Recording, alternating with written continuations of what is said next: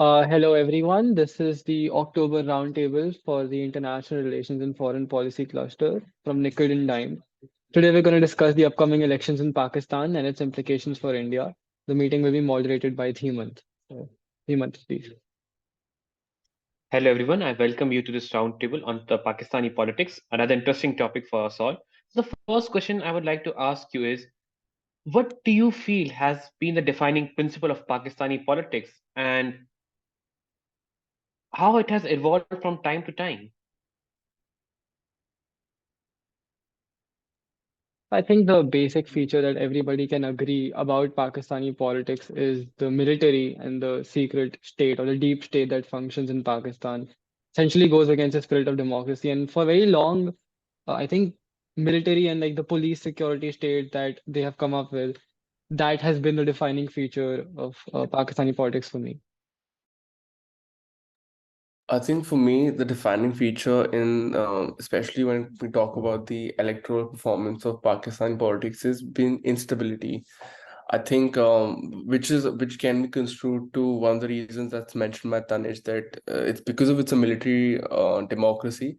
The charge and control is by military. It often has led, not often, but almost every time it has led to a situation of instability within the cabinet because of tug of war between the military officials in control for power. And I think the military has a big role to play. So I guess one of the defining features for me, especially when we talk about the electoral politics situations in Pakistan, has been instability. Interesting point. And perhaps one of the comments that I read about Pakistani politics is that no matter who wins the election, the House always wins. The House being the establishment, the military, and the secret services. Moving ahead, now, as we have talked about the establishment, what do you feel has been the role of the establishment in Pakistani politics, the military and the secret services?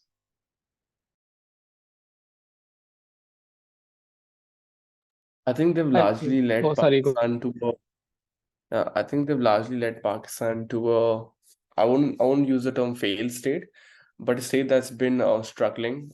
Just recently we would read all over the news where where the basic grocery item prices were rising through the roof, where Pakistanis were not even able to afford fuel prices because the cost was going so high. I think one of the major outcomes of having an establishment such as the military run the country is that the common the common ground of people, the common basic services of the nation, they're going to get subsumed because the military is not going to take care of all these situations. The military is not even going to pay heed to all these situations. And I think that's one of the biggest drawback of the establishments, is that they haven't been able to take care of the basic interests and needs of the citizens and of the nation. I Yes, mean, Tanish. I wanted to say the exact same point that like a lot of these issues, especially in Pakistan, given the like economic challenges and the political challenges that they have, the establishment is not like ready enough to combat these issues. Yes, it's a very interesting point you're mentioning because if you look at Pakistani politics from the very start of it, for example, from 1950 1956, you didn't have a constitution. You were just basically appointing anyone who can just humor the president well enough. And from 56, you had elections, but Ayub Khan took power, so your elections were in for naught. And in 1969, you had an election, but Yahya Khan refused to acknowledge Mukti, the Awami League's victory in 1971 in Bangladesh. It led to Bangladesh war. Uh, Adding on to it, now let us talk about the current situation. Who do you feel will win this election? It will be PTI or will it be the King's Party, the PMLN? It's definitely the military that's going to win, first of all. Second of all, given that Imran Khan, like his situation, he's in jail right now. Nawaz Sharif has suddenly returned, and I don't think the judiciary is or the legislature is like in any way going to be democratic. So if Imran Khan is allowed to contest and popular votes are actually taken, I think the PTI might have an edge. But that situation happening itself is a very big problem in Pakistan. So. Plus, I also believe that PTI is a majority party, and I do not see the majority losing, especially in the state of Pakistan, where you don't actually have any democratic institution in place that can balance the power between majority and minorities, or can, for example, like we have in India, you have the opportunity of making coalition governments, you have the opportunity of actually fighting against the majority parties, you have institutions in place. I don't think Pakistan has that. So I don't see the PTI losing because of it essentially being a majority party. Interesting point. Interesting points here. Actually, the fact remains the same that whatever you do, the military will always win.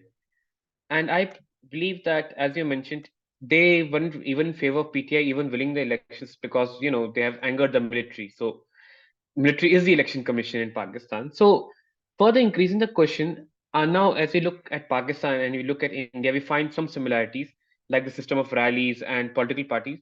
But what do you feel has been a defining principle between how Indian politics is conducted and the Pakistani politics is conducted? I think first and foremost is that because we have a steady constitution in place, we have our institutions also intact, which is one of the most important elements that exists for me that separates Pakistani politics from Indian politics, is because we have very well set, rigid, democratic institutions in place that can that all does not only have checks and balances throughout the system, but also ensures accountability, transparency, some of these things which are very important for a democracy to be healthy and function. So I think the absence of that is what makes Pakistan, sort of a drawback in this situation. Also, historically, like when the Pakistani state was just created, compared to India, like the actual beginning of Pakistan was just not very democratic. India, we had the same prime minister for 17 years. We have never had a military coup. Pakistan, on the other hand, they didn't even make Muhammad Ali Jinnah the prime minister. He dies very quickly. Then there's a military coup. There's no constitution. So the historical basis on which the Pakistani state was created was also like it was at fault from right from the beginning, unlike India. So that's also a defining factor according to me. Okay, you mentioned Muhammad Ali Jinnah. Actually, Muhammad Ali Jinnah was appointed Governor General of Pakistan, and it is said that if he hadn't died a bit early when he did, he must have been able to lay the stage of a good stable Pakistani democracy, and Pakistan would have been stable today. And now let's talk about our last question of this round table. As we know, Nawaz Sharif is back in Pakistan. He's a new leader who was old, but now he's new. Something has changed. I don't know what has changed, but something has changed. As for the military, something has changed. So my question is: do you feel Nawaz Sharif or any new leader which will come in his place would be interested in making peace with India, or would it be just status quo?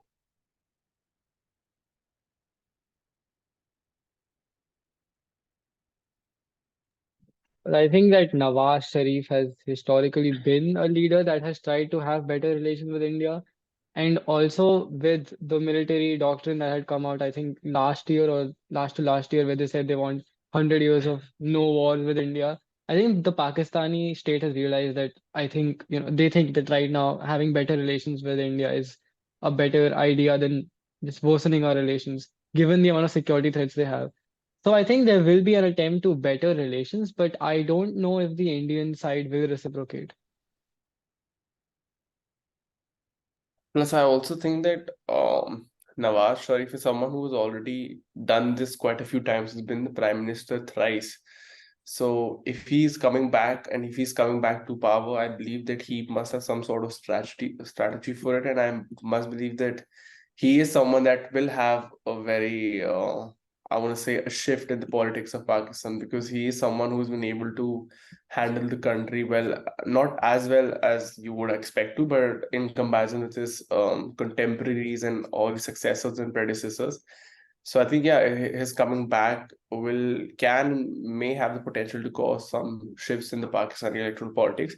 Its impact on India is something that can only be studied or examined when he actually does something, because right now, as of now, I don't think his coming in back into the politics as a scene has been of any substantial value. Like, I don't think he has been even campaigning or sort of stuff like that. So I think that can only be analyzed when if there's any final decision or there's any substantial movements made by him that can let us to believe that, oh, he's actually going to stand up for the prime ministership again. And I if his think, last any, yes, please, Harshita. I think to a great extent, we also have to see the kind of balancing act that Pakistan is able to play in the longer run between maintaining some sort of stable relation with India and the kind of relation it pursues with China, given that the China-Pakistan nexus has largely been driven by economic relations in the past, and we see the kind of economic debt-like situation that Pakistan is in right now, and how there are protests within Pakistan itself against certain major CPEC projects such as ports and stuff. So it also depends on the kind of balancing act that Pakistan plays in the longer run, and it really depends whether the new leadership of Pakistan, if they continue to hold that sort of a relationship with China, which is necessarily hostile and aggressive against India, or if they choose to recognize Indian sovereignty. Yes, and if Nawaz Sharif's previous tenures were anything to stand by, he became prime minister in 1996. He promised peace with India. Then in 1999, there was a famous bus ride from Delhi to Lahore by Mr. Atal Bihari Vajpayee. Just after that, you had Kargil War. Now, then he came again. Then there was some peace overtunes with Narendra Damodar Modi, and then that resulted in Pathankot. And now I also believe that hoping for peace with Nawaz Sharif would be a very hard sell, because the Indian establishment is not convinced that Pakistan can be trusted anymore, and we have kind of moved on from Pakistan. Pakistan is now like, yeah, he is also there. First, during a long period of time, it used to be India and Pakistan. Now it's India and China and also Pakistan.